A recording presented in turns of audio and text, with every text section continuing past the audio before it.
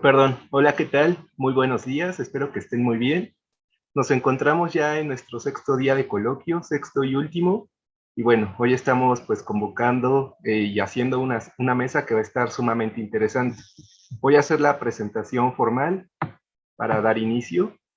Y bueno, la Universidad Nacional Autónoma de México les da la más cordial bienvenida al primer coloquio Anime, Subjetividad y Construcción del Ciudadano Contemporáneo.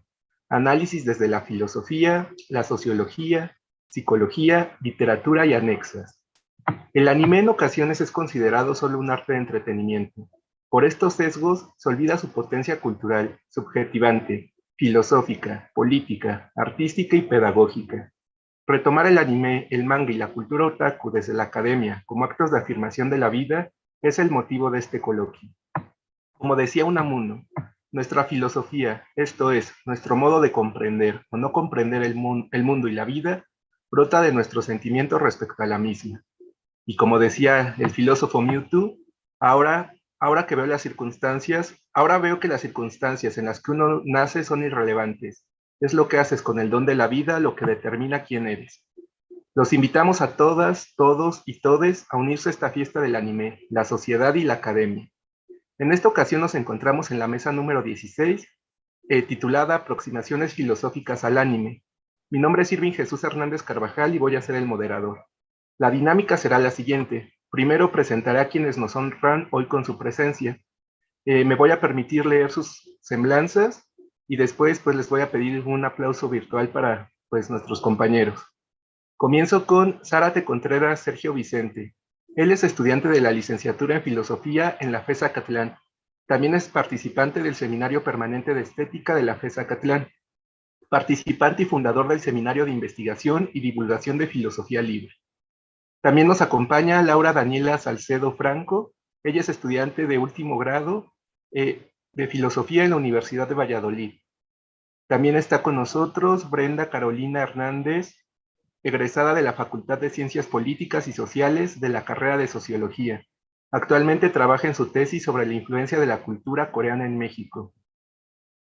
Nos acompaña con su presencia Roberto Oropesa Tena, licenciado en Musicología de la de la SM, licenciado en Psicología, maestro en Análisis Experimental de la Conducta y doctor en Psicología de la Salud.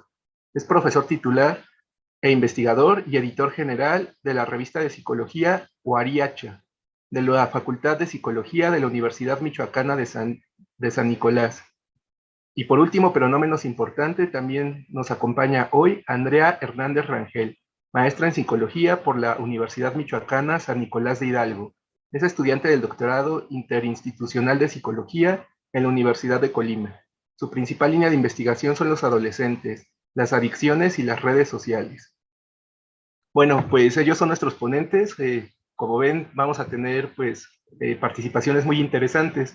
Nada más me gustaría recordarles que más o menos van a tener unos 13 minutos para hacer su ponencia y mediante el chat de Zoom pues les iré diciendo cuando les resten 3 minutos y ya, finalmente uno. Vamos a procurar ser muy respetuosos del tiempo y recordarle a nuestra amable audiencia que durante las presentaciones y al finalizar pueden hacer preguntas mediante el hashtag Pregunta al Ponente en el chat de YouTube. Vamos a leer las preguntas, sobre todo pues las que sean como más urgentes de atender, y haremos una ronda con nuestros conferencistas y ponentes. Al final, nuestra finalidad es generar un espacio para la reflexión y el debate respetuoso, donde podamos construir entre todos una forma inédita de mirar al mundo. Pues vamos a comenzar entonces y en ese sentido le cedo la palabra a Sergio Vicente. Y bueno, perdón, antes de empezar, cuando esté exponiendo el ponente, pues vamos a procurar apagar nuestras cámaras para que solo veamos a quien expone. Muchas gracias. Sale, muchas gracias por la presentación. Voy a compartir pantalla por lo que me habían comentado, si se puede. Entonces, ya lo voy a compartir. Ahí ya se ve, ¿verdad? Sí. Perfecto. Ok, pues primero, antes que nada, muchas gracias por aceptar mi propuesta, a todos los participantes por sus ponencias que ha habido hasta ahorita en todas las demás mesas, han sido sumamente interesantes y muy enriquecedoras. A pesar de que no considero que sea lo mejor, hablaré el anime, de este anime Full Metal Alchemist, como si ya lo conocieran por cuestiones de tiempo. Entonces, para respetar a los demás, ya voy directo. Mi ponencia se llama Análisis ético del pasaje de Show Tucker en Full Metal Alchemist. Hay una lección por parte de Hiromi tanto para sus personajes como para el público. Esta recae en lo que hay detrás de las acciones de la alquimia, del alquimista y hilador de vidas. Tenemos el detonante del encuentro, que es el deseo de los Elric por recuperar sus cuerpos, y la falta de remordimiento de Tucker como los argumentos que utiliza para racionalizar lo que hizo. Pero entre todo resalta la ausencia de una pregunta, la cual, si se hubiera hecho, lo narrado sería diferente. En primera instancia, la importancia del deseo de los Elric por recuperar sus cuerpos es crucial para toda la obra. De este modo, al principio de su aventura, se encuentran con una realidad impactante, siendo esta la razón de que surge la pregunta: ¿qué estás dispuesto a aceptar para ir tras tu deseo? La vida se trata de dar algo para recibir otra cosa. No puedes avanzar sin dejar algo atrás. Para explicar esto, pensemos en el ejemplo que para alguien es una potencia el obtener un trabajo deseado. Pero cuando actualice dicha potencia, volviéndola a un acto, va a provocar que otras potencias sean imposibles de actualizar. Así, abandona posibilidades que pudieran ser mejores o que ayudarían a la humanidad. Pero ya no se podrán hacer esto porque siguió con su sueño. En una frase más coloquial, no puedes preparar una omelette sin romper un par de huevos. Con el mismo ejemplo, para obtener un buen empleo, además de suerte, hay que invertir mucho tiempo y esfuerzo, como estudiar sin parar, trabajar horas extras, convivir con personas que no sean agradables, privarse de pasar tiempo haciendo otras cosas que se desean hacer, etcétera, a cambio de la promesa de obtener dicho empleo. ¿El llegar a tal lugar vale el dicho sacrificio? Lo primero que se puede entender de lo escrito por la mangaka es que el concretar aquello que tanto añoramos puede no valer lo que hay que pagar. La primera advertencia para Edward y Alphonse es que una posible puerta que necesariamente deban de abrir para recuperar sus cuerpos es prácticamente hacer lo mismo que hizo Tucker. Por eso, antes de seguir avanzando, hay que detenerse para pensar en aquello que estás dispuesto a pagar. La primera advertencia recae en Show Tucker. En todas las versiones de la historia se presenta de la misma manera: un hombre tímido, desarreglado, que se esconde detrás de las sombras, pero a la vez es accesible y comprensible con la situación de los hermanos, volviéndose rápidamente una figura en la cual confiar. Aunado a esto, por el puesto que tiene junto a la información que se brinda, uno puede compadecerse de él porque su esposa lo abandonó, tanto que al mismo tiempo admirarlo por crear algo sin precedentes. Por lo anterior, es que la escena en la que muestra a la quimera, orgulloso, junto a una sonrisa de oreja a oreja, es desgarradora. No tiene arrepentimientos por sus actos. Desde el momento que presenta su creación hasta que acaba su historia, nunca muestra estar arrepentido.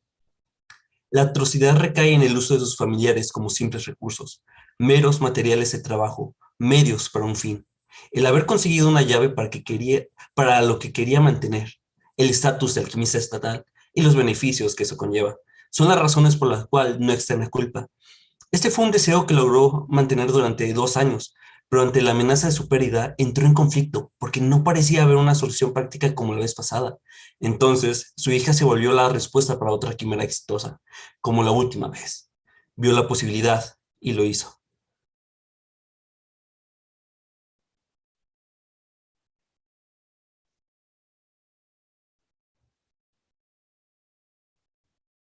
Edward lo encara. Este mantiene una postura a la defensiva. Bajo su lógica, no parece haber problema con lo realizado. No es un juego con las vidas humanas. Y si lo es, hay personas que han hecho cosas iguales o peores. Por eso, juntando los argumentos que brinda en su defensa, son muy impactantes, tanto para Edward como para el público. Al evocar que es la naturaleza del progreso científico, pruebas con animales, experimentos, ensayo y error, todo avance tiene un precio.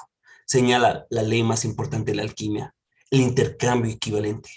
También dice: el avance de la medicina se ha basado en incontables experimentos con humanos. Apunta que la ciencia no es inocente. Las personas que trabajan para la salud de otras, en parte, también son culpables. Y sin experimentación humana no estaríamos donde estamos. Lamentablemente, tiene razón. Y a veces hay que ensuciarse las manos, tal como la ciencia lo hace, a pesar de que está haciendo un bien. Todo lo que dice el científico no solo alude al mundo en el que vive, sino también al nuestro. Hay dos cosas que contemplar en tanto esto. Necesita que Edward, que es su igual, lo entienda. Por eso el diálogo de la película recalca esta idea, sus acciones a comparación de la de otros. No parece ser relevantes, tal como una gota en un mar. Se puede aprender con las últimas palabras. ¿Por qué nadie me comprende? que revela que el deseo de ser entendido por alguien, buscando en el otro sustento que justifique los actos que ha cometido. La segunda cosa a contemplar es que para una persona que toda su vida ha estudiado ciencia, es impactante darse cuenta de algo como lo expuesto en el personaje. La sociedad contemporánea está cegada por los beneficios y usos cotidianos que se puede dar a la ciencia, que actualmente no sirve para descubrir el mundo, sino para transformarlo. La ciencia se usa en los dispositivos del diario, en buscar un mejor sabor para una botana, lograr curar enfermedades, armas, etcétera. Detrás de estos empleos y muchos otros, hay un sinfín de pruebas que han afectado a los humanos, como a la propia naturaleza. Es más fácil actuar como si nada pasara, ya que parece que el alzar el puño no sirve de nada, pero con un par de comentarios es suficiente para bajar la venda e insertar la semilla de conciencia. A pesar de esto, Tucker realmente ha jugado con vidas humanas. Aún así, lo que hizo no fue tan diferente a lo que habían hecho los hermanos. Ambos buscaban que se volviera realidad su deseo.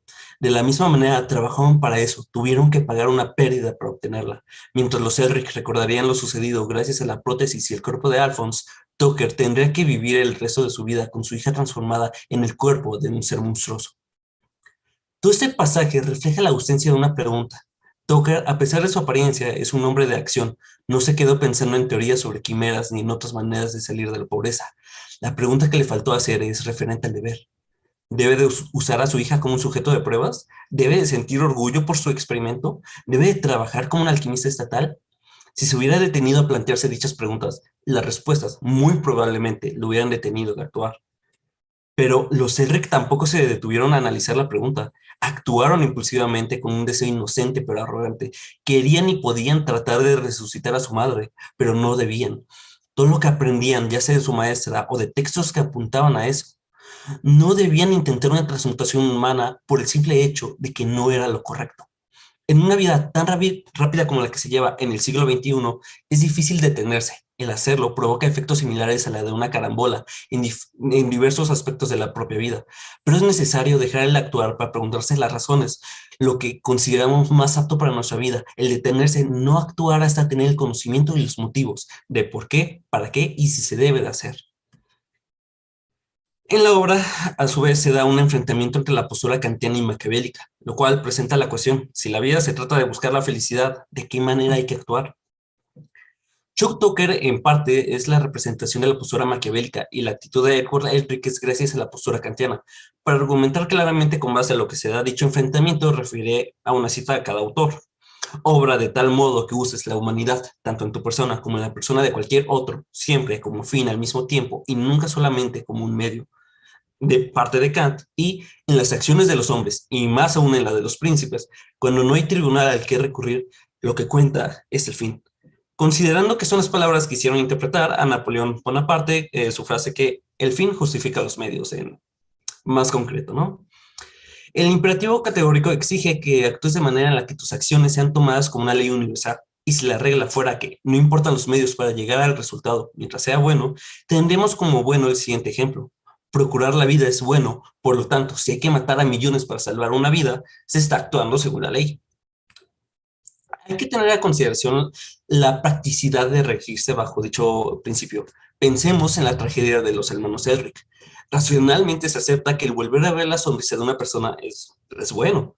Los hermanos Elric trataron de revivir a su madre para volver a ver su sonrisa. El fin es aceptable, pero el medio, esto llevó a la transgresión de las leyes de la alquimia y el romper el tabú de la transmutación, cosas que son cuestionables. Hay que tener en mente que el salvar a alguien, como lo hemos aclarado, es bueno. El sacrificar algo de ti para mantenerlo vivo es un medio aceptable.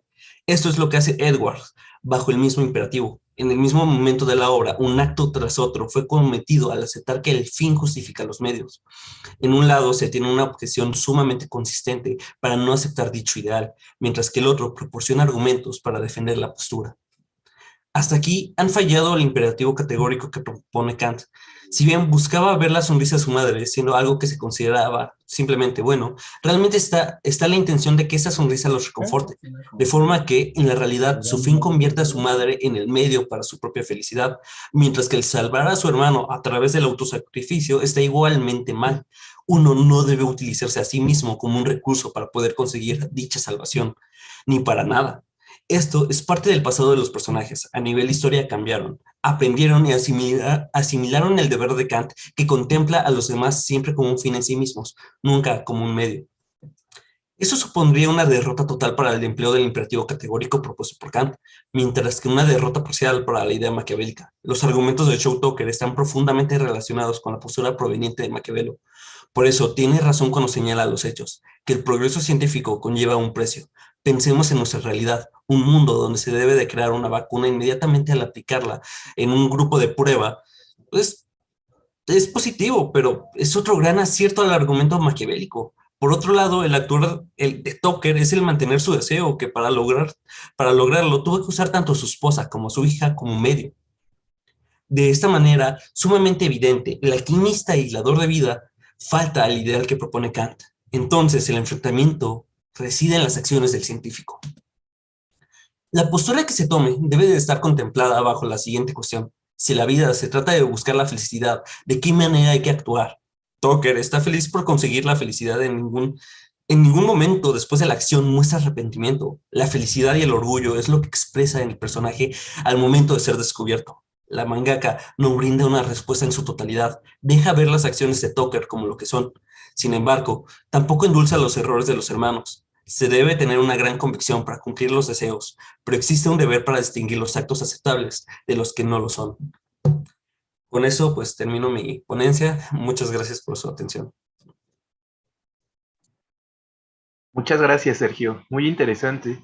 Eh, bueno, estamos viendo que son 4 mesas, hay 5 ponentes, pero son 4 mesas. En ese sentido, son 15 minutos. Fue un error mío, una disculpa, pero seguimos ahora con Laura Daniel.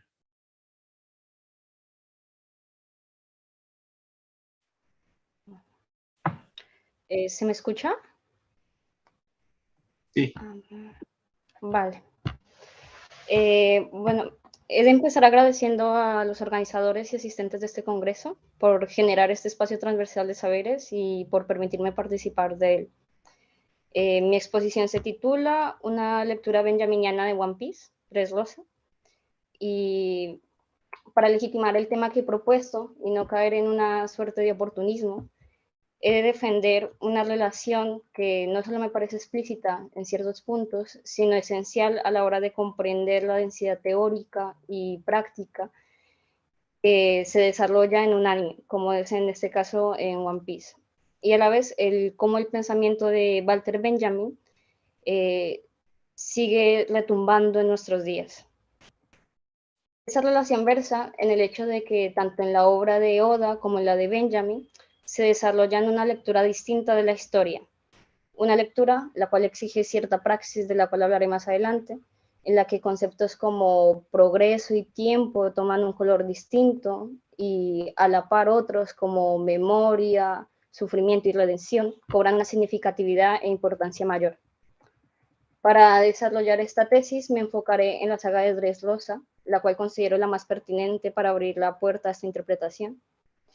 En una de las aventuras de los Mugiwara, los protagonistas del anime, que tenemos por caso, desembarcan en una isla, cuyo nombre es el mismo de la saga, con la intención de enfrentar a su rey, Don Flamingo, quien gobierna en esa isla desde hace unos 10 años. Con esta descripción y siguiendo un poco la cronología de la saga, nos abriremos paso al primer apartado, el cual he titulado Felicidad aparente y crítica al progreso. La primera impresión que tienen los protagonistas al llegar a Dressrosa es de deslumbramiento, es de impresión ante la belleza que desprende la isla. Hay que tener en cuenta que se relata como inundada en un aroma cálido de flores, de comida deliciosa, de pasionales bailes, aunque tenía dos particularidades, la cual era una, que en todo el reino se veían juguetes vivientes conviviendo con seres humanos, y la segunda era la leyenda, que más bien es realidad en el propio Dressrosa, de la existencia de ciertas hadas que algunas veces tomaban las cosas de la gente. La imagen global que se nos ofrece es de una isla de encanto, de felicidad envuelta en lujos, lo cual supone un gran avance ante el anterior mandato, puesto que aunque no hacía falta la felicidad, según relatan, la riqueza era inexistente. No obstante, a medida que los sombreros de paja se introducen en la historia y el reino y dialogan con las personas, los juguetes y las hadas que habitan en él, se percatan de cierta oscuridad, de que algo no anda bien, pues hay muchas cosas, en realidad son historias y vivencias de los personajes que se encuentran ocultas, o mejor dicho, se ocultan, como si se les impusiera el silencio. Una situación que nos apunta justamente a la denuncia que realiza Benjamin sobre el progreso, una crítica que vislumbra revisando la historia desde su negatividad, lo que llama cepillar a contrapelo. Desde ese silencio, que en realidad es el sufrimiento sobre el cual se ha construido el progreso. Hay una cita que es muy pertinente de las tesis sobre el concepto de historia de Walter Benjamin, yo las traigo de la edición de Alianza en la página 40, donde pregunta, ¿acaso no hay en las voces a las que prestamos oídos un eco de otras enmudecidas? Todo progreso ha generado al mismo tiempo algo que se arruina, unos gastos que pagar. Se trata de una política que se construye sobre muertes. Se banaliza la vida considerándola como un precio para fines que se propone la sociedad. Se frivoliza el sufrimiento porque se considera como un efecto colateral que no se puede evitar y el que hay que mirar de manera indiferente, como un factum, sin más. Remitiéndonos así casi como un eterno retorno, no un ciclo continuo, sino en el sentido de un sufrimiento perpetuo. Y Reyes Mate es muy esclarecedor en este punto, en su libro Medianoche en la Historia, en la página 124, estoy utilizando la editorial de Trota del 2009, donde dice, una parte de la sociedad que progresa ha vivido en un estado de excepción que no es excepcional o provisional, sino permanente. Este punto nos lanza al siguiente tema, que es el olvido y el sufrimiento. ¿En qué sufrimiento y bajo qué olvido se funda la riqueza y el progreso de Dressrosa? En realidad es un poco complejo sintetizar todo esto en una respuesta, ya que es relatar todo lo que pasa en la saga, pero podemos decir de manera no detallada que, en primer lugar, el reinado de Don Flamingo se construye a partir de un engaño. Con sus poderes llega a controlar al antiguo rey y a sus soldados y ataca a toda la población, consiguiendo con ello dos cosas. Una, que la gente odiara al rey, y dos, llegar a ser rey y considerarse héroe, porque es quien acaba con la masacre. Pero la historia no se queda ahí. Todo aquel que se opusiera a las órdenes que daba o tuviera conocimiento de lo que pasó o sospechara de algo, era convertido en una especie de juguete. Es una transformación que conllevaba que las personas que se relacionaban con esta persona, sus seres queridos, se olvidaran completamente de su existencia. En este sentido, Don Flamingo no solo los despoja de la condición de ser humanos, del llorar, del dormir, de hecho, algo que aprovecha para explotarlos y ponerlos a trabajar en la noche, y de ahí la riqueza también de Dressrosa, sino que también los despoja de esa posibilidad de pervivir en la memoria de sus seres queridos. Hay que tener en cuenta que estos eran conscientes de que habían perdido a alguien. Asimismo, las hadas resultaron ser seres pertenecientes a una tribu llamada Tontata, si no estoy mal, quienes a lo largo de su historia como tribu, a excepción del tiempo en que estuvo el anterior rey, que se llama Riku, si no estoy mal, habían sido esclavizados, obligados a trabajar bajo la tierra y dar todo su beneficio a los seres humanos. Y cabe decir, ahora utilizando la lupa que nos ofrece Benjamin de análisis, que la razón principal de la solidez del mandato de Don Flamingo versaba en el hecho de que había conseguido hacerse con el relato de la historia. Y no solo eso, sino que también de deshacerse de la memoria de los fracasados, de aquellos que perdieron, de aquel posible suceso que nunca tuvo lugar porque fue frustrado. Y en este punto Benjamin es muy claro con la importancia de la memoria, porque la memoria lo que hace es hacer justicia, pues tiene que ver con no solo recordar el pasado ausente, sino al recordarlo, cuestiona la realidad existente, lo fáctico. Es decir, cuestiona el considerar las cosas que hay, no solo como lo que debe haber, sino como lo único que es posible. Si nos fijamos bien, aquí Benjamin pone su mirada en el sufrimiento como desveladora de la realidad. pues hace que esa máscara de felicidad aparente se caiga. Y para entender esta importancia de la memoria, de esa relación con nosotros, tenemos la temporalidad. Porque hay un cambio en el concepto de temporalidad. Aquella que era entendida tradicionalmente como homogénea, vacía y predecible, ya no tiene lugar. No estamos hablando de una temporalidad lineal, de un pasado muerto, de un presente entendido como tránsito o de un futuro que es deducible. El tiempo ya no es pensado como una categoría abstracta, vacía y simple, sino como un concepto lleno de vivencia y por tanto de misterio. Se nos propone pensar el tiempo como discontinuo, con varias rupturas y a la vez como pleno, es decir, como posible de cualquier acontecimiento, es decir, permite en su seno alojar la posibilidad. Y es precisamente esto lo que le da la característica ahora al pasado, al presente y al futuro de una apertura.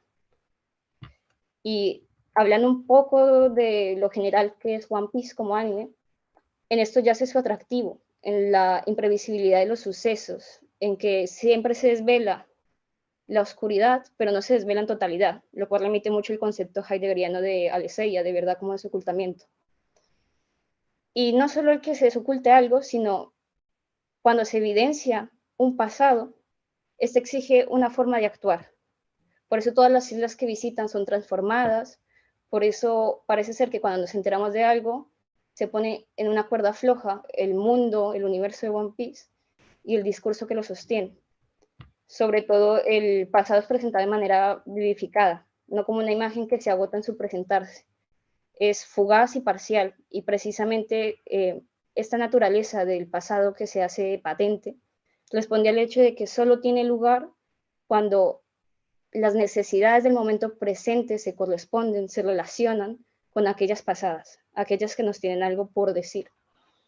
Y en Dressrosa, esta vivencia del pasado, de esa imagen dialéctica, solo tiene lugar cuando en el presente los protagonistas se enfrentan a instantes de peligro, instantes en que no solo amenazan finalizar su viaje, sino la posibilidad de perder sus vidas y la de sus amigos. Y ahora bien, esta rememoración, este conocimiento de lo que puede ser posible y fue ocultado, que de hecho nos amplía un concepto de realidad distinto, porque ahora es real lo que no fue y lo que es, no nos quedamos meramente en lo fáctico, nos lanza al apartado final, que es el de la redención. Y acá otra vez como enlazándome a la historia de Dressrosa, al desvelar el oscuro secreto de toda esta isla, los protagonistas se ven en una situación límite, o logran vencer a Don Flamingo y a su equipo, o cargan sobre sí mismos no solo los deseos frustrados del pasado, sino también el fin del reino. No obstante, en la historia Usopp, uno de los Mugiwara, logra recuperar la condición humana de los juguetes, y al conseguir esa condición humana, recupera la memoria de todos los habitantes. Y es una memoria que no solo es recibida con nostalgia, sino también con furia y hasta cierto punto con una rabia que reclama, que exige la redención de las víctimas. Y no solo la redención, sino la ruptura a ese presente que se ha gestado a costa del daño que se ha causado.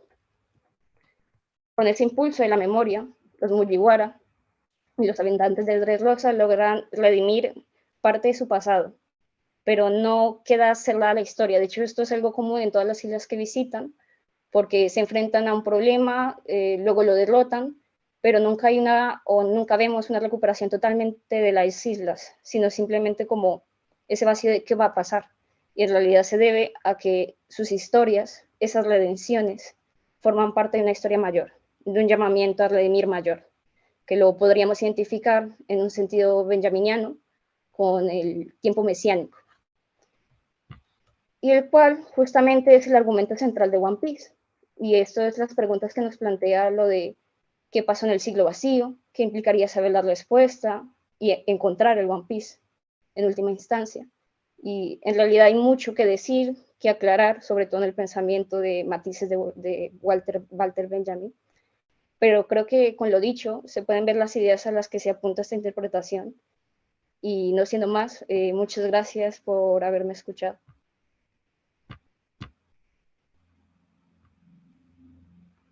Muchas gracias a ti, Laura. Vamos a seguir. Ahora toca el turno de Brenda Carolina. Buenos días. Bueno, primero que nada, gracias por la oportunidad de dejarme presentar y bueno, les voy a compartir una presentación.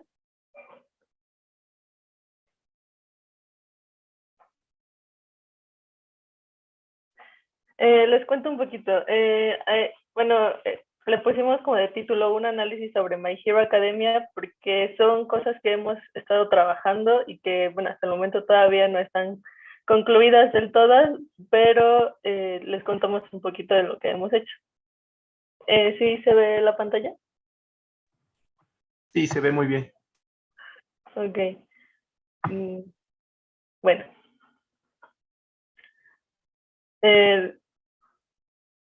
Bueno, les cuento que My Hero Academia es un anime manga escrito e ilustrado por Kohei Horikoshi en 2014 y es editado por Shueisha y publicado por la Shonen Jump. Actualmente cuenta con 33 tomos recopilatorios y sigue en publicación.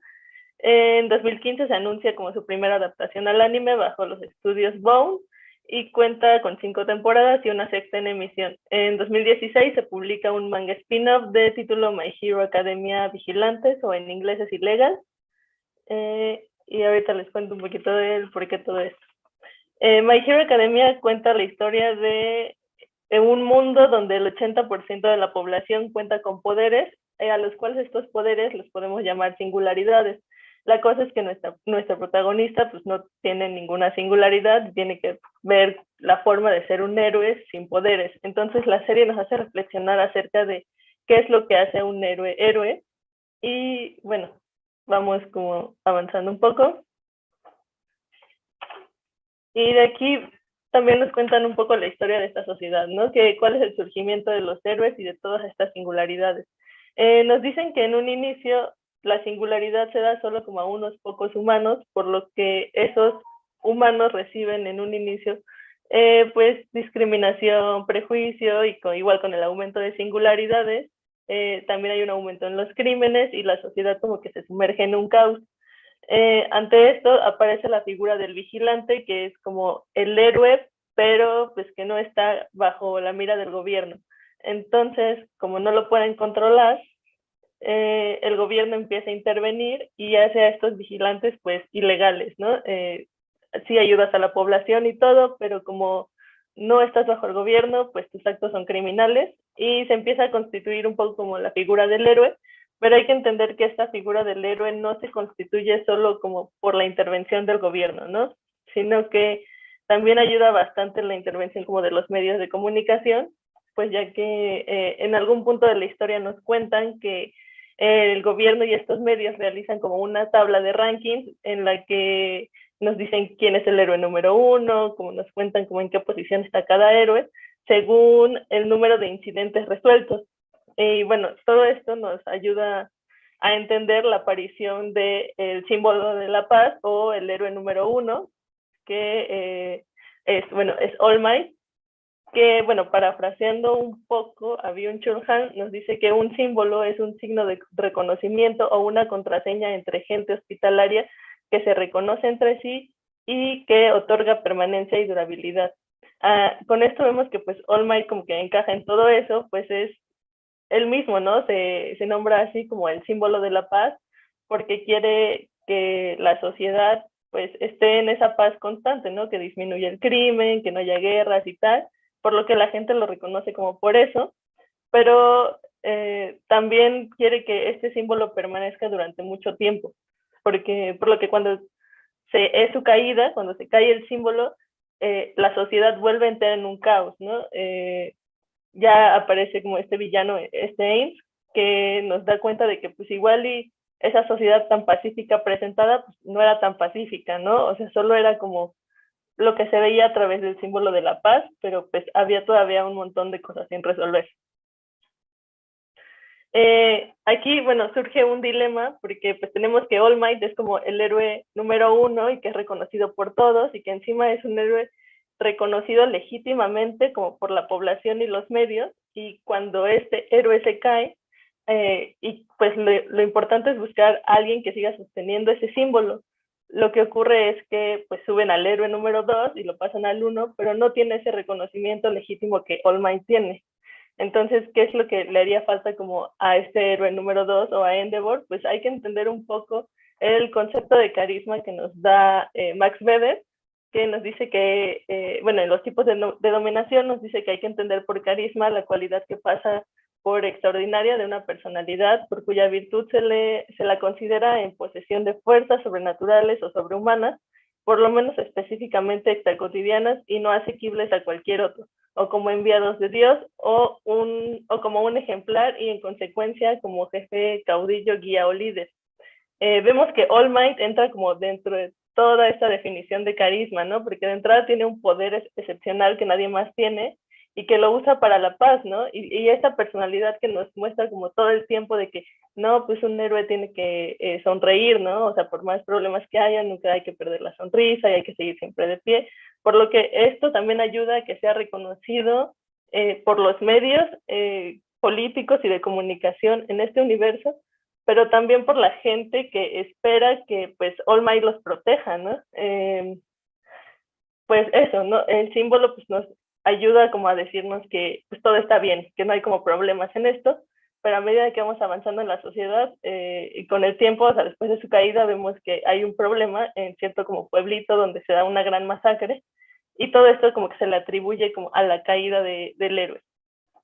Regresando un poco a la idea de los rankings de héroe, pues todo esto es llevado, sí, en parte por el gobierno, pero también como por la Comisión de Seguridad.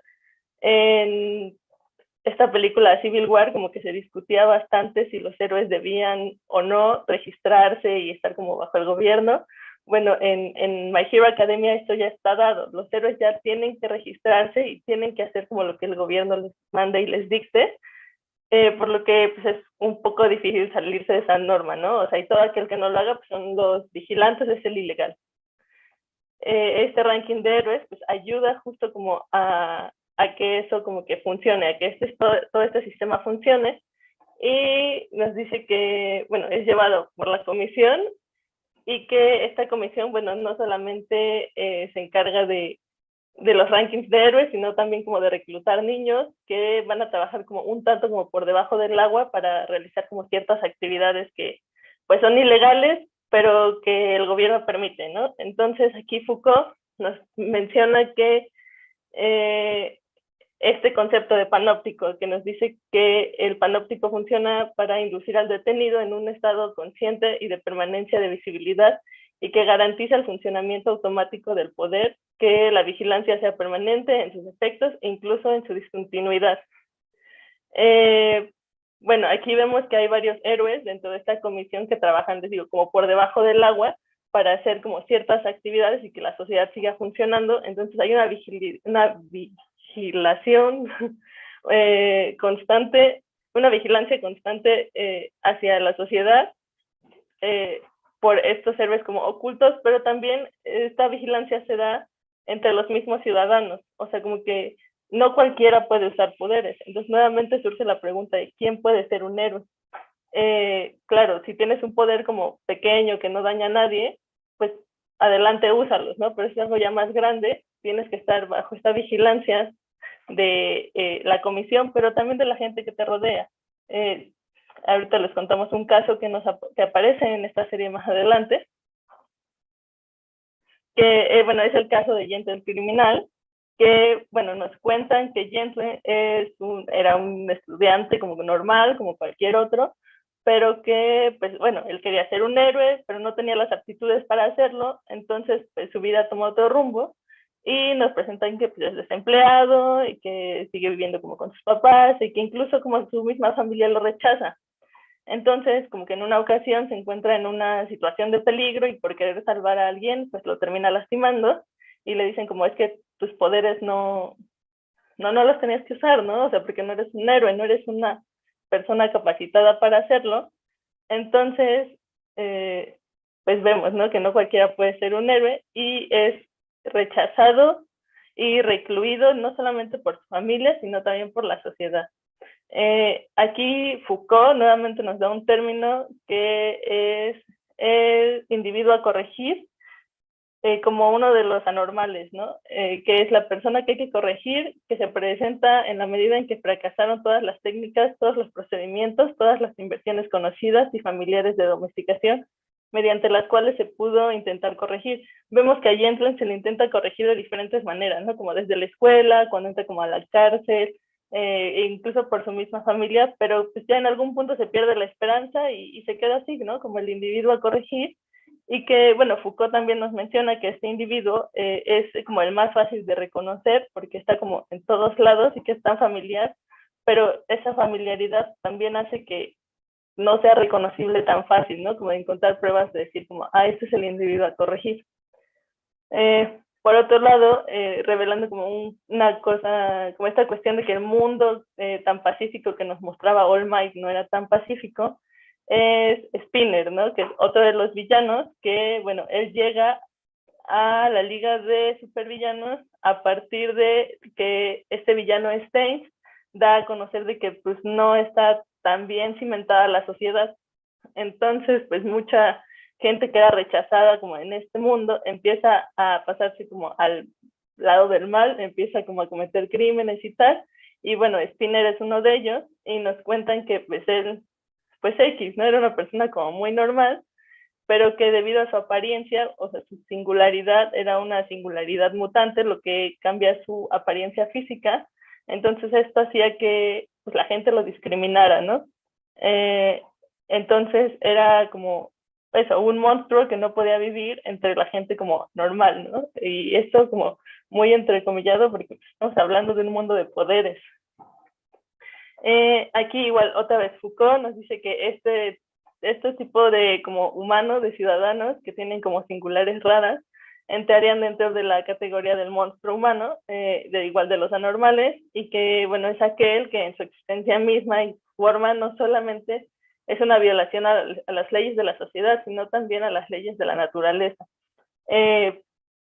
Ya, bueno, en un mundo donde hay un montón de poderes y donde todo es como muy anormal para nosotros, este ciudadano es como aún más anormal, ¿no? Por lo tanto es más rechazado y es más discriminado. Y bueno, ya un poquito para concluir, como les decía, estos son como cosas que seguimos trabajando. Nos faltó como mucho por cuestiones de tiempo que ya no pudimos presentar, ¿no? Igual como un poco en términos goffmanianos, podríamos estudiar al héroe, ¿no? Como en esta cosa de la máscara, de que se tiene que, pues sí, ¿no? Como esta obra de teatro para ser como reconocido como un héroe. Igual como el decaimiento como de la sociedad y tal, pero bueno, son como cosas que seguimos trabajando y que pues al final de cuentas creo que estudiar estos temas desde cosas como más cercanas a nosotros nos ayuda a entender mejor algunos conceptos y temas y poderlos como acercar como a alguien que no está tan familiarizado tal vez con la sociología o la psicología. Entonces, bueno, creo que eso sería todo y bueno, muchas gracias. Muchas gracias a ti, Brenda. Bueno, continuamos con nuestra última ponencia, que será impartida por Roberto y por Andrea. Adelante, compañeros. Hola, muy buenos días. Muchas gracias por abrir este espacio para nosotros. Yo soy Andrea Hernández, estaré presentando el trabajo que hicimos con el doctor Oropesa, el doctor Roberto. Y si me escuchan bien, voy a compartir mi pantalla en un momento. Muy bien, ¿aquí se ve bien? Escuchamos bien y tu pantalla está cargando. Listo, ya ahora sí ya la vemos. Muy bien. Bueno, pues entonces nosotros hicimos un trabajo en la licenciatura sobre el reconocimiento de la intensidad de dos emociones, felicidad y tristeza en este caso, por estudiantes universitarios. Estos son los resultados de ese trabajo.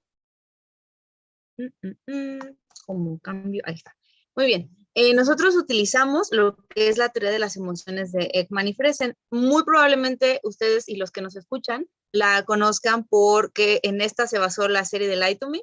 Bueno, Ekman y Friesen se dedicaron a estudiar la representación de las emociones en el rostro humano, pero a partir de los pequeños movimientos faciales que nosotros hacemos día con día. Ellos describen 6 emociones básicas, que son felicidad, tristeza, sorpresa, ira o enojo, miedo y disgusto, y desarrollaron el Facial Affect Scoring Technique, que mide las emociones a través de estas microexpresiones o unidades de acción que le denomina Ekman, que hacemos en microsegundos. Obviamente, pues al ojo desnudo es difícil de verlas, y ellos utilizaban cámaras y fotografías. Aquí tenemos un ejemplo de estas emociones básicas por ellos. Nuestro objetivo en esta investigación fue saber si los participantes podían identificar la emoción que estaba representando el rostro manga y qué tan intensa la percibían, en este caso, pues en jóvenes universitarios. Lo que hicimos fue elaborar un instrumento que se titula LEDEM, es Emociones en Dibujo Estilo Manga, y se lo aplicamos a 250 estudiantes universitarios, 107 mujeres, de 16 a 58 años de edad, aquí en la ciudad de Morelia, en la Universidad Michoacana. El EDEM, el instrumento que nosotros hicimos, está hecho con 3 mangas, el Kodomo, el Shonen y el Seinen. Kodomo manga es un manga hecho para niños. Recordemos que allá los mangas, que son estos libritos de historieta, se dividen en géneros. Entonces el Kodomo es para niños, el Shonen es para adolescentes y el Seinen es para adultos. Para el Kodomo manga nosotros utilizamos este manga de Astro Boy, de Osamu Tezuka, del 1952, que es como la primera representación del manga para niños, especialmente, que hay en este estilo de cómic. Para el manga shonen utilizamos Full Metal Alchemist de Hiro Morakawa, que es el mismo manga que venía presentando nuestro compañero en la primera ponencia. Y para el manga de adultos utilizamos Gantz de Hiroya Oku del 2000. Este manga para adultos ya trata temáticas más duras, los dibujos son diferentes, los temas que están trabajando ya no son tan, sí son fantasiosos, pero no tanto. Entonces, pues estos 3 se diferencian muchísimo y por lo tanto el estilo de dibujo y las expresiones que los personajes iban a presentar, en teoría iban a ser diferentes. Algo que es importante señalar es que las personas que contestaron el EDEM no eran otakus, no conocían la cultura del manga ni del cómic, no tenían idea de lo que estaban observando, ¿no? Porque puede ser, pensamos que pudiera haber un bias de que si ya lo has visto, si ya lo conoces, si ya lo leíste, pues obviamente vas a saber qué estás viendo, ¿no?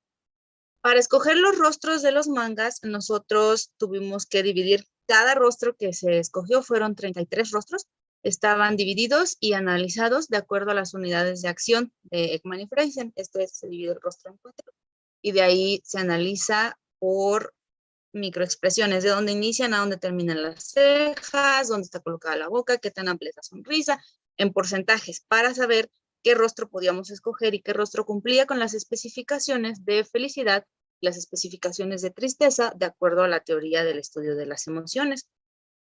Esta es la forma en la que los dividimos. Se seleccionaron por medio de estas unidades de acción.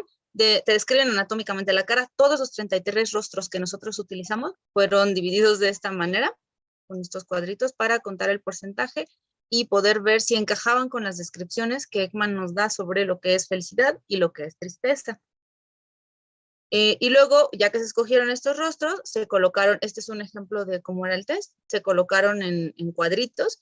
Los participantes tenían que señalar qué emoción creían ellos que era, de estas que estaban aquí, o si pensaban que era otra, y qué tan intensa, del 0 al 100, creían que estaba la emoción, digamos, sorpresa al 20%, ¿no? Entonces, eso es lo que los participantes tenían que hacer para determinar si eran capaces de reconocer la emoción. Nosotros ya sabíamos cuál era la emoción, cuál era el porcentaje, porque pues, nosotros hicimos el análisis, ellos no. Queríamos hacer esta comparación. ¿Qué obtuvimos de resultados? Aquí nos topamos con algo muy interesante.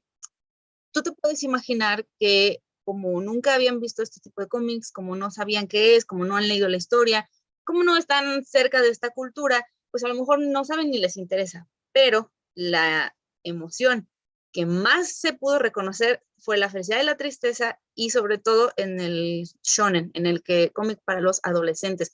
Estamos hablando de personas que nunca habían tenido un acercamiento. Entonces, fueron capaces de decir, sí, esta persona está feliz y acertar, sí, esta persona está triste y acertar completamente al 80% en el shonen, en el caso de la felicidad. Y en cambio en los mangas para niños, en este caso Astro Boy, pues era como más ambiguo, no sé qué está haciendo porque siempre tienen como esta carita tan alegre, entonces no sé. Fue aquí un 26.4% y para el caso del seinen, que son el manga de adultos, nada más al 22% en el caso de la felicidad. Era más difícil reconocer para ellos si estaba feliz un personaje de un manga para adultos, que fue Gantz el que usamos. Y en el caso de la tristeza, todos y cada uno de los rostros que representaban tristeza en el manga de adolescentes fueron reconocidos al 100%.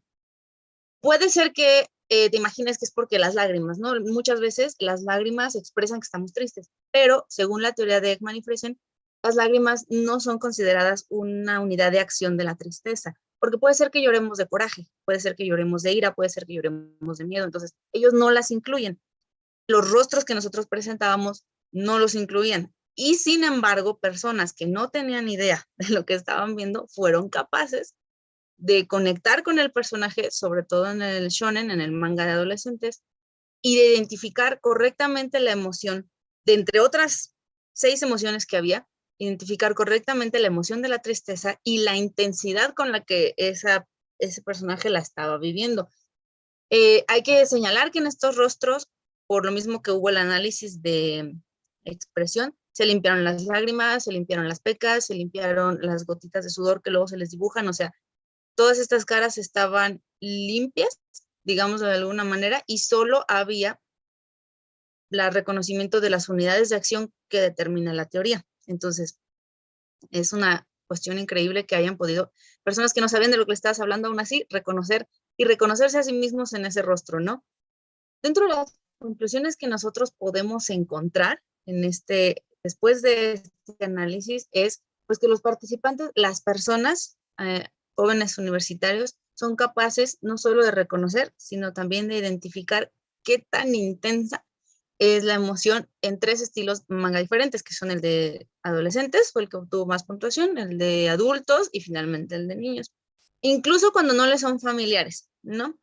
Ekman decía que, la teoría de Ekman dice que nosotros podemos identificar emociones en todas las culturas. Ellos analizaban emociones en aldeas muy pequeñitas y aisladas y les mostraban fotografías de rostros de hombres blancos y les pedían que dijeran si está feliz, si está triste, si está qué está expresando, y las personas eran capaces de hacerlo. Entonces, al momento de que tú traduces eso a lo que muchas veces el promedio de las personas nos dice, ay, es que son dibujitos, pues son dibujitos que a partir de esto que pudimos ver, sí te permiten reconocer qué estás sintiendo. Y si tú eres capaz de reconocer lo que un dibujito está sintiendo, entonces eres capaz de empatizar con eso. Y podemos ir un poquito más allá de nada más estar leyendo un cómic, sino ya estoy conectando con ese personaje de ese cómic. El personaje sufre y yo lo siento. El personaje llora y yo lloro con él. El personaje es feliz y a mí me da gusto que pase eso, que logre su cometido, que alcance sus objetivos, ¿no? Porque soy capaz de reconocer esas emociones a través de ese dibujo y de esa expresión. Claramente hay dibujos donde es más sencillo, en este caso el de los adolescentes pudiera ser también porque fueron adolescentes las personas que contestaron este test. Y esto nos lleva a pensar en el plano de la psicología y sobre todo ahorita, después de una pandemia que nos tuvo a todos encerrados por mucho tiempo, que se puede utilizar el manga, se puede utilizar el anime, se pueden utilizar las historias y estas herramientas nuevas que tenemos a la mano para intervenciones psicológicas a futuro, sobre todo en los test proyectivos que requieren justamente que dibujes y que muchas veces no están estandarizados para personas que pertenecen a la comunidad del anime y el manga, porque pues tienen un acceso un poquito más cultural a dibujar, y entonces los test que nosotros aplicamos a veces chocan porque ya sabe dibujar, lo va a dibujar de una cierta manera, entonces, ¿eso qué significa? ¿Qué le expresa? Tenemos que salir un poquito de la caja y tratar de aplicarlo, esta cultura del anime y el manga, a las investigaciones psicológicas que nosotros podamos realizar, sobre todo considerando que las personas sí somos capaces de empatizar con ello y que significan algo para nosotros, ¿no? Y pues, por mi parte, sería todo, muy breve, creo. Muchísimas gracias por su atención.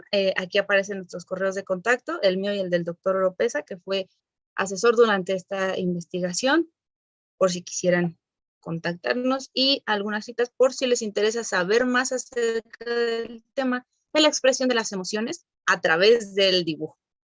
Muchas gracias. Muchas gracias, Andrea. Y bueno, pues me parece que ya pasaron todos y todas. Si gustan, ahora sí pueden prender sus cámaras para pasar a una siguiente parte de esta actividad que tiene que ver justo pues con las preguntas, los dudas y comentarios. Pues de entrada, felicitarlos, han estado muy interesantes sus trabajos. Y justo pues todavía no veo las preguntas en YouTube, pero aprovechando que tengo la palabra, me gustaría iniciar yo. Mm, la pregunta es esta, que justo pues es una reflexión ética, ¿no? ¿El fin justifica los medios? En el sentido de cuando vemos, por ejemplo, personajes con una historia compleja, pues de repente, al ver estas historias tan, pues y con tantas aristas, aún el villano sentimos como cierta empatía por él, ¿no? Y entendemos por qué está haciéndolo.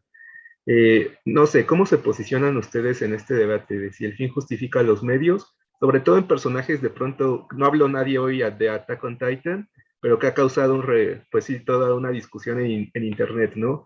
De gente pro Eren y gente que está en desacuerdo con Eren. ¿Cómo se posicionan ustedes al respecto en esta cuestión? El que guste contestar, y creo que además pues Sergio es como el más indicado porque habló de las posiciones éticas.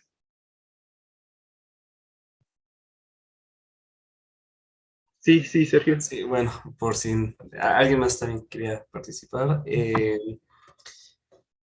Pues yo no creo que sea tan sencillo como el fin justifica los medios.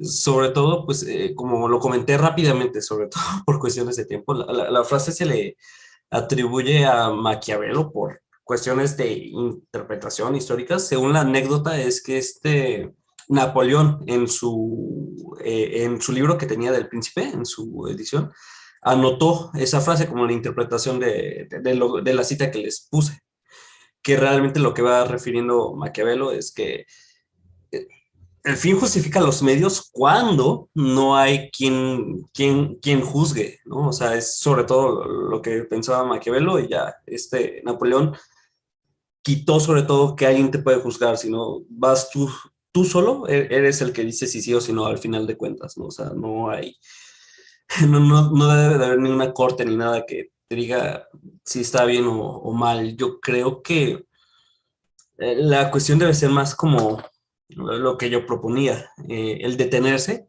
y cuestionarse si realmente vale la pena las consecuencias de todas las acciones al final del día, que es, pues, en este coloquio que es pues, del ciudadano contemporáneo, pues en el siglo XXI ahorita mismo es como, no, pues ya tenemos 15 minutos para acabar la ponencia, no importa que sea muy interesante, apúrale, apúrale, apúrale, ¿no? Así en este coloquio y en muchos otros, en muchas actividades es ir a lo más rápido que se pueda y pensar solamente en tu meta, ¿no? No, pues yo deseo comprarme el auto, no me importa cómo sacar el dinero y pues a trabajar para ello. Hay cosas que se ven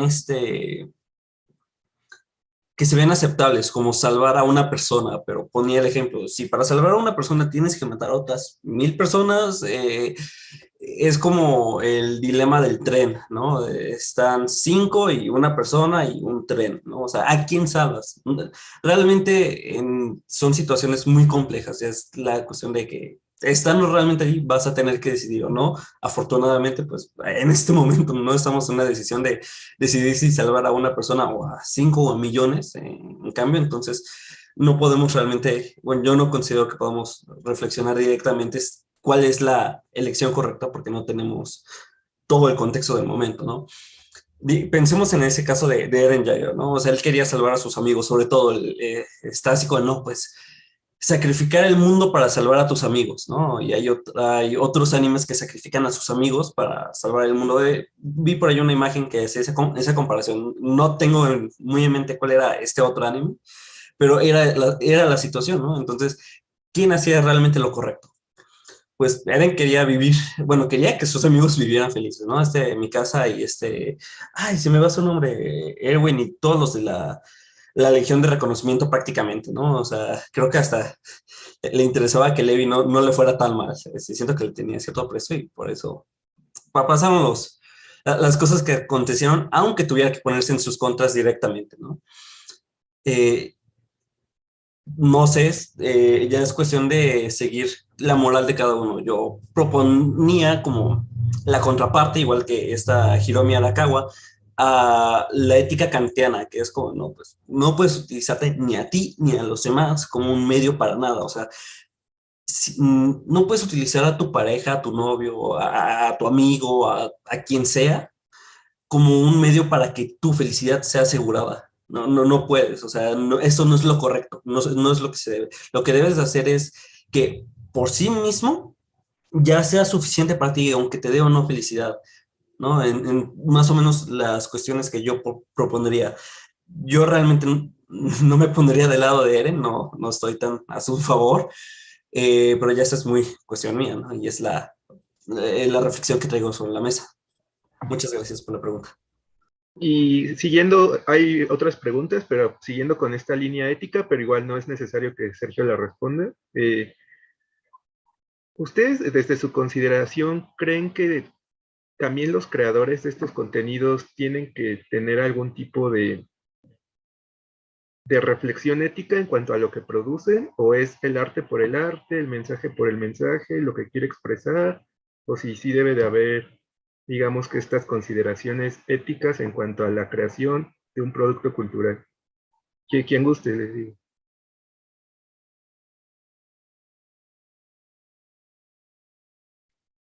¿Podría yo participar? Sí, claro, claro. Creo que en este particular tipo de arte, que es el manga, el anime y la animación en general, depende mucho de que estés contando una historia. Lo que estás contando en tu historia va a ser como la vas a narrar. En el caso de Attack on Titan, pues estás hablando de una guerra, estás contando una historia de una pequeña ciudad que ha sido atacada constantemente. Entonces, obviamente, los personajes van a responder a la situación que les estás presentando con, como mencionaba mi compañera, su propio camino del héroe que ellos están siguiendo. Si estamos hablando, por ejemplo, Cyberpunk, van a responder de una manera diferente porque están inmersos en un mundo de drogas y si estás hablando de Sailor Moon, van a responder de una manera diferente porque son adolescentes que van a la escuela y les importa noviar, les importa que su amiga se hizo el mismo corte de pelo que ellas, o sea, si estamos hablando de Sakura Card Captor, son niños, van a responder de maneras diferentes a como responderían, por ejemplo, los personajes de Gantz, que son adultos, responsables, que si les presentas pagar cuentas o irte a batallar un mundo, bueno, pues para mí a estas alturas ya es lo mismo, ¿no? Entonces dame ese traje y dime qué tengo que hacer. Aquí más bien hay que no tanto en la ética, sino tú como autor, tú como artista, ¿qué tanta ética vas a tener con tu historia? Porque han pasado casos de series que por terminarla, esta Katekyo Hitman Reborn, la terminaron como fuera, ya, se van a casar y fueron muy felices, acabé, ¿no? Y ahí, esta es la única que se me ocurre ahorita, pero hay muchos casos donde por terminarla, por acabar, no fueron fieles a la historia y entonces dentro de la misma narrativa se siente chocante. O hay personajes, pasa mucho cuando pasas un manga a un anime, como no y entonces choca. Y ahí ya no puedo yo saber si la historia estuvo bien contada y tuvo una narrativa que llevó a un final satisfactorio, aunque sea triste, o si la historia estuvo mal contada y entonces ya no supe qué pasó. Pero siempre, y yo siempre le recomiendo a mis alumnos y a toda la audiencia que nos escucha, parte de esto no es nada más yo consumo, yo veo, yo soy parte del producto cultural, es platicarlo con alguien más. ¿Tú qué entendiste? Yo entendí esto. Yo soy Eren Team. Ah, yo no soy Eren Team, estás loco, ¿no? Entonces, esto nos ayuda también a verbalizarlo mediante el discurso para poder avanzar y tener una nueva perspectiva. A lo mejor yo entendí una cosa, pero cuando mi compañero Sergio hable, diga, ah, sí, cierto, eso más bien tiene más sentido, ¿no? Él entendió otra cosa y me ayuda a mí a hacer más grande mi conocimiento. Tristemente muchas veces pasa con los adolescentes que a quien le quieren contar, a lo mejor le quieren contar a sus papás, mira, vi esta serie de Dragon Ball y los papás ni por aquí, ¿no? Entonces, entre sus mismos amiguitos, pues todos tienen como, todos son Team Eren, ¿no? Así que si no se dialoga, si no se expande, si no se verbaliza, muchas veces en la psicología esa es la parte fundamental, verbalizar el síntoma para poder llegar a un acuerdo. Tal vez no es tanto como la ética, sino como, no la ética del anime, sino tu ética de tú como persona. El anime está ahí, lo que tú entiendes de esa obra va a ser una cosa completamente diferente. ¿Querías agregar algo más, Sergio? Sí, de hecho, bueno, siguiendo más o menos la importancia de platicar, pues así como mencionabas directamente Cyberpunk, bueno, pensé en el de Cyberpunk Edge Runners, el anime que acaba de sacar el estudio Trigger, me imagino que también andabas pensando en Sandra. Pues hay bastante que se puede sacar allí, más que éticamente, ya tampoco pasando un poco más nivel filosófico, como, yo creo que hay cierto grado de intelectualidad en todo, ¿no? O sea, en todo lo que hay, pues, que se construyó por el humano, tiene cierto grado de intelectualidad y que al menos, bueno, yo estoy estudiando filosofía, entonces, con un poquito de esfuerzo puedo llegar a ver, como, pues, los fundamentos filosóficos que están detrás de todas las creaciones. Por así decirlo, vamos a salirnos un poquito de anime y así estoy pensando en Megamente, ¿no? O sea, en Megamente se da una crítica a la meritocracia directamente, ¿no? Es muy interesante la película para analizarla y entonces uno diría, no, pues Megamente es antes un villano, o su historia está medio curiosa, muy interesante, pero la puede ver así simplemente o intelectualizarla un poco más, profundizarla y ver esta crítica a la meritocracia, el por qué eh, tal personaje se enoja cuando no consigue a la chica a pesar de ser prácticamente el nuevo Superman, ¿no? O sea, cosas así. En Edge Runners, en Cyberpunk, pues yo creo que el final del mensaje es como de la importancia en el Cyberpunk en general, que es la comunidad, el que si bien la ciudad es un veneno que te aparta a ti solo, que te dice no puedes confiar en nadie, si alguien te traiciona es tu culpa, la verdadera importancia es estar en comunidad y poder confiar en el otro, el salvarte a ti mismo, pero a través de tratar de salvar a alguien más, ¿no? O sea, ver por alguien más.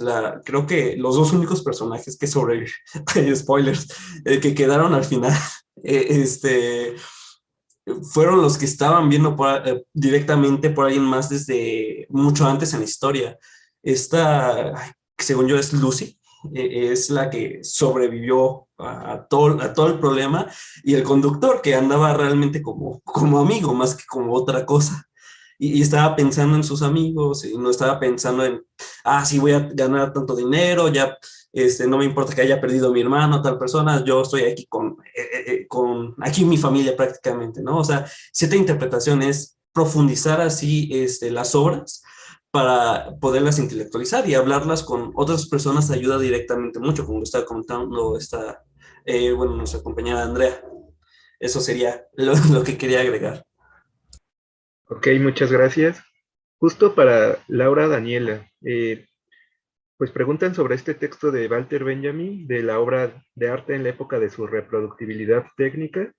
Preguntan si consideraste algunas de estos elementos del original, la reproductibilidad, el aura, en el análisis que realizas.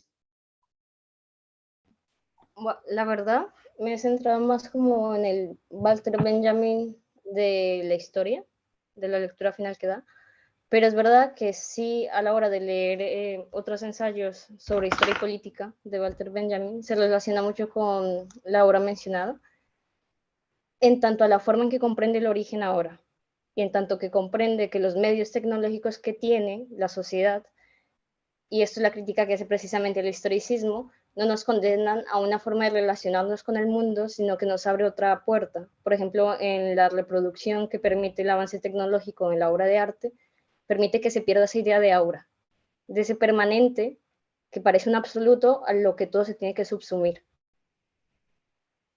Pero de manera extensa no lo hice realmente. Creo que la relación especial es en la parte hermenéutica que hace sobre la historia y cómo comprende ese origen, porque también el origen de ese encuentro con el pasado no es que me desvele algo que pasó y que es la verdad absoluta, sino una cara que me sirve para el presente. Entonces, sí tiene una relación, pero no me centré enteramente. Muchas gracias. Para Monse o para Brenda, justo en esto que comenta Sergio, ¿cómo hacer análisis, pues, filosóficos de una historia sin caer en la sobreinterpretación. Pues es algo bastante difícil, o sea, bueno, nosotros tomamos como muchos elementos que nos va dando como la misma historia y bueno, otras cosas como del manga que todavía no se ven en el anime, pero muchas veces sí era como, bueno, ¿qué podemos poner y qué no, no?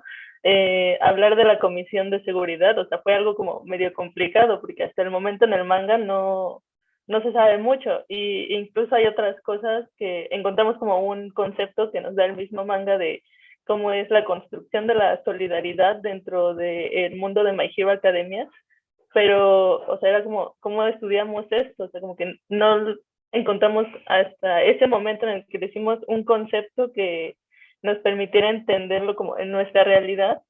Ya hasta hace unos días que estábamos leyendo un poco a Jeffrey Alexander, pero sí es como algo complicado como no caer un poco en la sobreinterpretación. Y en su mayoría fueron como cosas que íbamos encontrando y sacando y releer todo y tratar de poner como ciertos límites.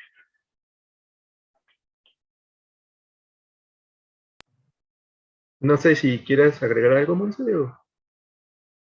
Bueno, justamente como dijo Brenda, cuando empezamos a analizar, como revisar qué podíamos hablar acerca de My Hero Academia, sí es como, porque My Hero Academia es como muy bonito, apenas ahora empezó como a tornarse feo, pero es muy bonito, entonces todas estas cosas son muy sutiles dentro de la historia, como no, sí son fuertes, pero son paneles pequeños, ¿no? Entonces, lo que nos ayudó mucho para poder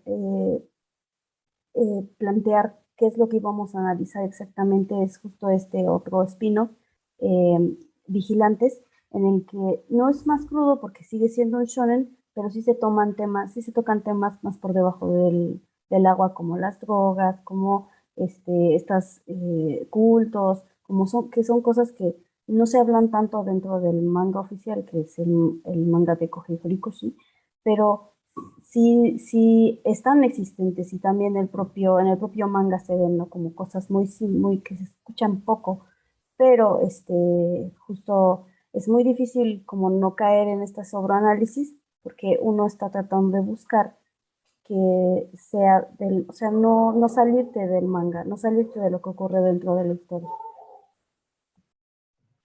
Muchas gracias.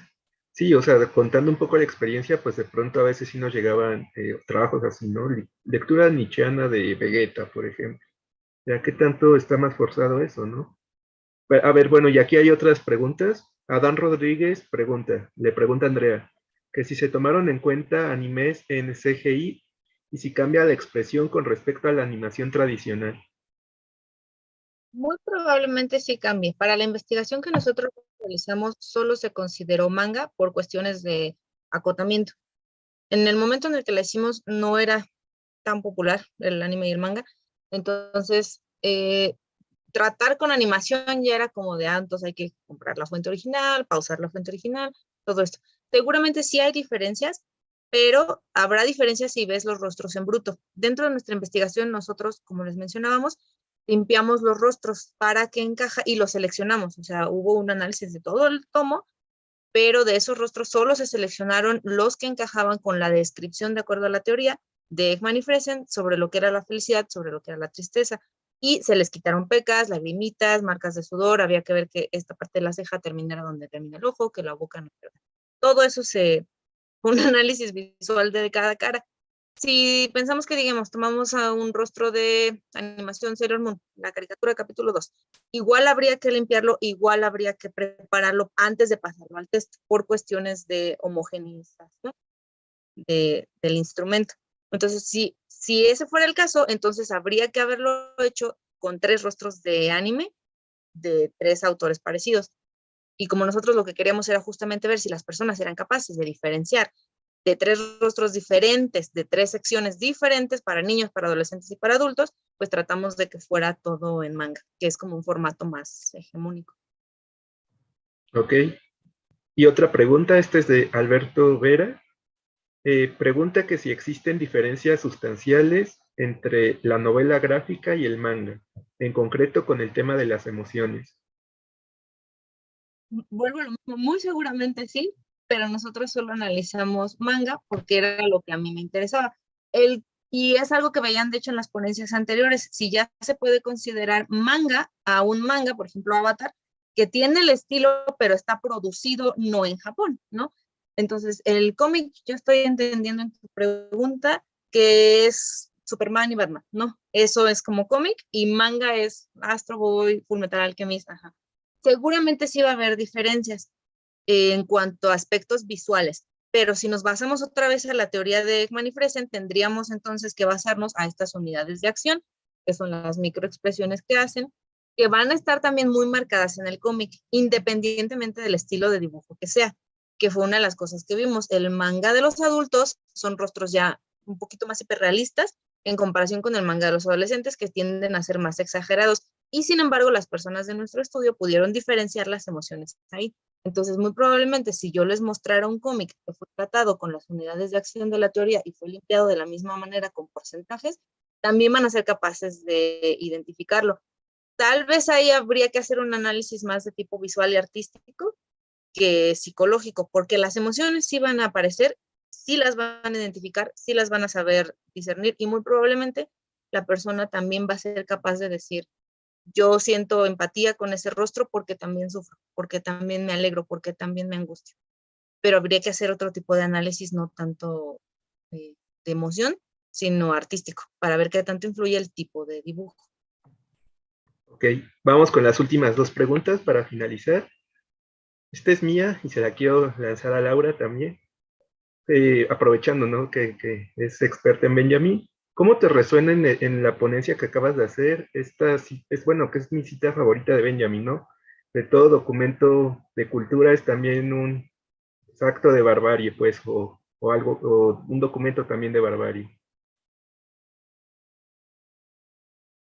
De hecho, era la cita que más tenía presente a la hora de preparar la ponencia, y sobre todo porque en parte en la obra de One Piece se ve básicamente esta idea, porque lo que nos presenta es la historia de una forma de gobierno que se funda a partir de un siglo vacío, que se presenta como quien procura el bienestar de todos los ciudadanos, pero a medida que se avanza y se da, no sé, oídas a las voces que han sido olvidadas, reprimidas, etcétera, se descubre que todo lo que se consideraba bueno, todo lo que ya hacía de progreso y de riqueza, simplemente estaba fundado frente a la sangre, que también son nuestros perdedores.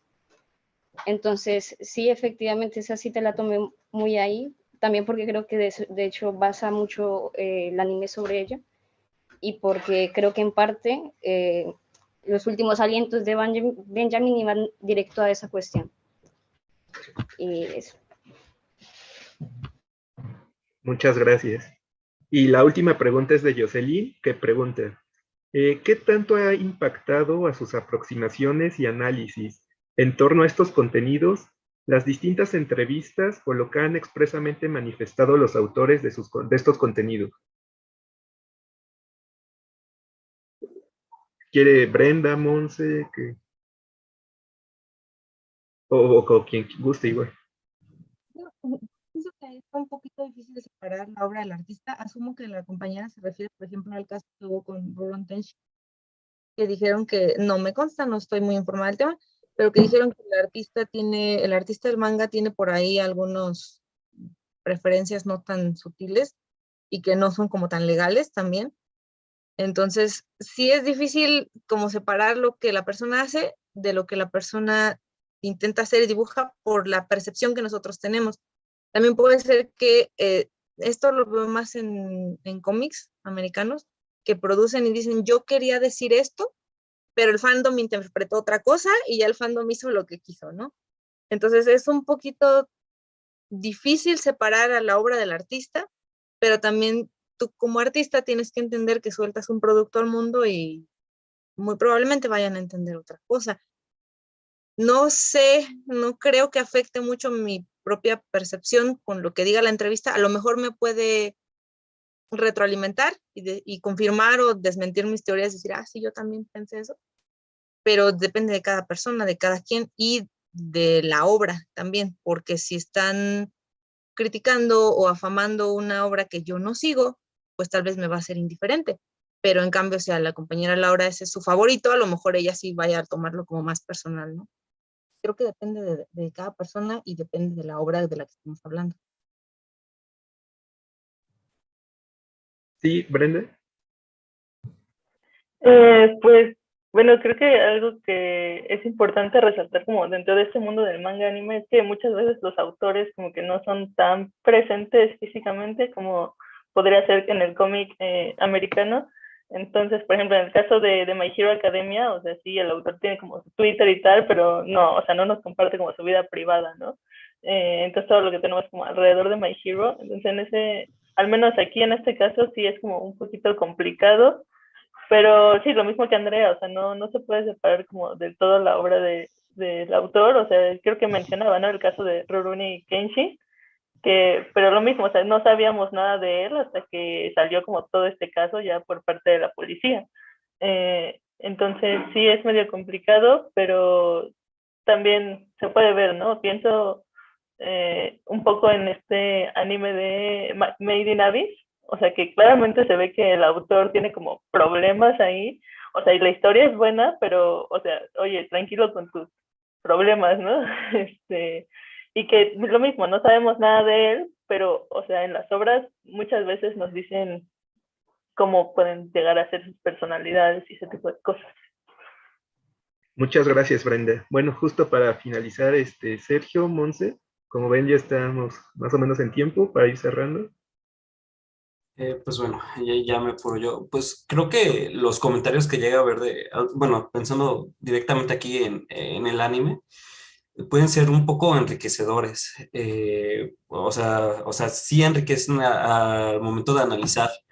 En la Shonen Jump, bueno, al menos lo que yo sé, luego los autores sí dan así como un par de comentarios, así como de vez en cuando sale un comentario semanal, así como, no, pues, traigo gripa, creo que pronto se va a pausar la serialización un momento por esto mismo, ¿no? Pero también dan comentarios muy interesantes. En el caso de Hiromi Arakawa, ella menciona, la información que se tiene de ella es solo por los comentarios que ella da. De hecho, creo que la imagen pública que se tiene de ella ni siquiera es directamente ella, sino es alguien que contrató como para representarla en persona. O sea, no se sabe cuál es el rostro de la mangaka. Son muy, muy introvertidos en cierto grado, o sea, se apartan mucho de la sociedad.